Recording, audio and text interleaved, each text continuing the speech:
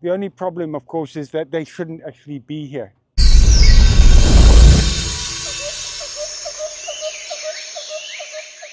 I got a SMS WhatsApp earlier from a concerned homeowner telling me that there was some fish trapped in one of the stormwater drains. So I came down and had a look.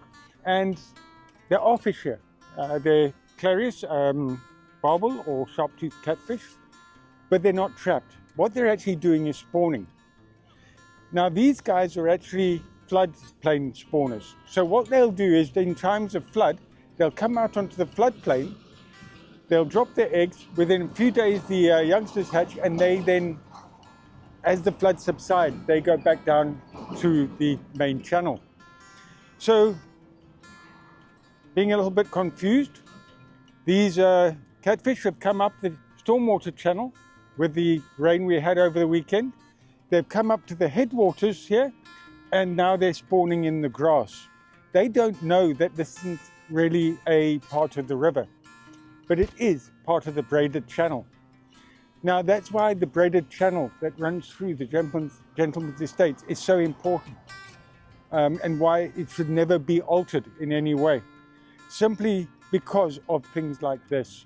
Now fortunately we've got the stormwater channels, the fish can come up, spawn, they'll then move back down. Now the catfish is actually very unusual in that even if the channel dries up a bit, they'll just get out of the water and walk. They use their pectoral fins and they just walk along in the wet grass.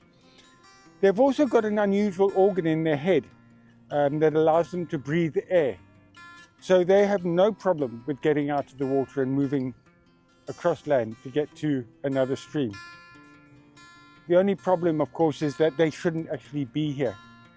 They're an upcountry fish up from the Vaal Orange system, but around about 50 years ago, a group of anglers introduced some into the Berg River Dam, and they've just spread across the whole system, and they've created an immense problem for us.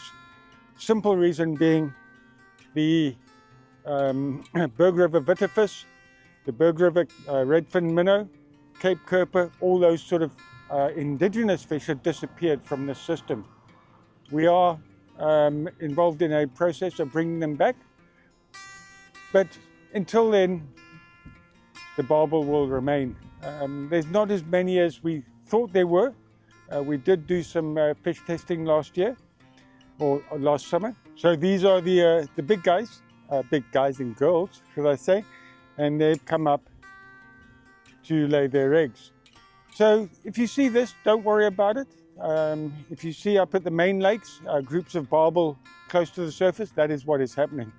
The carp are also spawning at the moment, as are the largemouth bass. Quite incredible watching it though, all the activity as they lay their eggs, as the males cover those eggs with milt and so on. Okay, great. Thought that might be interesting for you to know. If you've got any comments, please drop us comments below. Give us a thumbs up if you enjoyed the video.